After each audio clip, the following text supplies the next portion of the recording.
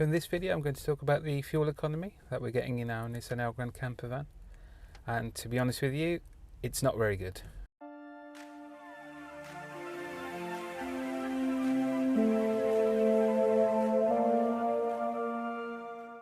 So we've had the van for just over a year now, and the most that I've ever got out of the tank is about 280 miles. So that's when the van was fully loaded with all of our camping stuff, and it was mostly motorway miles that we were doing. So it wasn't too bad. It was a bit probably worse than I was expecting, but overall not too bad considering the weight of the van. Okay, so if we have a look at the trip computer, it's telling me that we're getting about 5 kilometers per litre. And when you convert that to miles per gallon, on a whole tank, that's about 224 miles. So to be honest, that's quite low, but I think the computer is kind of estimating based on the recent driving, so I've been doing a lot of stop-start traffic in town.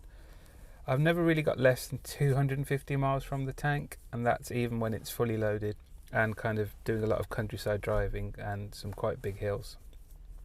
Now the biggest issue with the van is that the engine is big and powerful, so you do want to put your foot down quite often. But that's obviously when you'll notice the needle dropping quite quickly. I think that's the same for any car or van, but you really do notice it in this.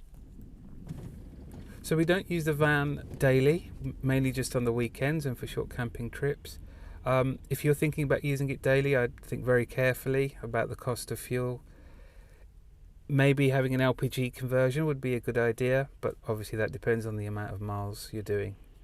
I did think about it, but for the amount of miles that we're doing at the moment, it doesn't really make any sense. So at the moment we're still using the E5 petrol to fill up. We haven't switched over to the E10 because in a lot of Facebook groups and forums I've seen that the general advice is not to use the E10. I'm going to see how it goes over the coming months, if anybody has any issues. But at the moment I can still get E5 in my local garage, so I'll continue using that.